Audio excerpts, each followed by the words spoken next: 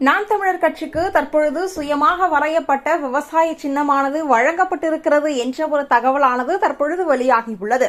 நாம் தமிழர் கட்சி ஏற்கனவே கரும்பு விவசாய சின்னம் வேண்டும் என 2024 கேட்டபொழுது நாங்கள் தர முடியாது என்று கூறி வேறு ஒருவருக்கு இந்த ஒரு சின்னத்தை தேர்தல் ஆணையமானது ஒதுக்கியது. தற்பொழுது இந்த ஒரு இடைத்தேர்தலில் இவர்கள் புலி சின்னத்தை கேட்டார்கள். புலி சின்னம் உயிரோடு இருப்பதால் நாங்கள் இதை தரமாட்டோம் என கூறியதால் தற்பொழுது சுயமாக வரைந்த ஒரு விவசாய சின்னத்தை நாம் தமிழர் கட்சியினர் கேட்டுள்ளனர். இதற்கு தேர்தல் ஆணையமானது ஒப்புதல் தெரிவித்துள்ளது.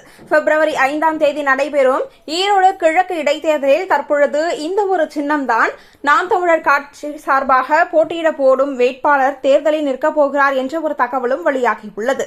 இந்த ஒரு செய்தி மிக மகிழ்ச்சியான செய்தியாகவே பார்க்கப்பட்டு வருகிறது.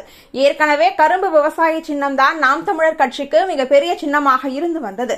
இந்த ஒரு தருணத்தில் விவசாய சின்னம் கிடைக்கப்பெற்றதால் நாம் தமிழர் சொந்தங்கள் அனைவரும் தற்பொழுது மகிழ்ச்சியில் இருக்கிறார்கள். அதேபோல தற்பொழுது ஈரோடு கிழக்கு இடைத்தேர்தலில் போட்டியிடும் சீதாலட்சுமி இந்த விவசாய சின்னத்தில் நிற்கப் போகிறார் என்ற ஒரு செய்தி அனைவருக்கும் மிகப்பெரிய ஆறுதலை தந்துள்ளது. ஏனெனில் நாம் தமிழர் கட்சி என்றாலே அது விவசாய சின்னம்தான் என்று மக்கள் மனதில் ஆழமாக பதிந்துள்ளதை நாம் ஏற்கனவே பார்த்திருப்போம். தற்பொழுது இந்த ஒரு சின்னம் வழங்கப்பட்டிருப்பது மிக மகிழ்ச்சியான செய்தியாகவே பார்க்கப்பட்டு வருகிறது.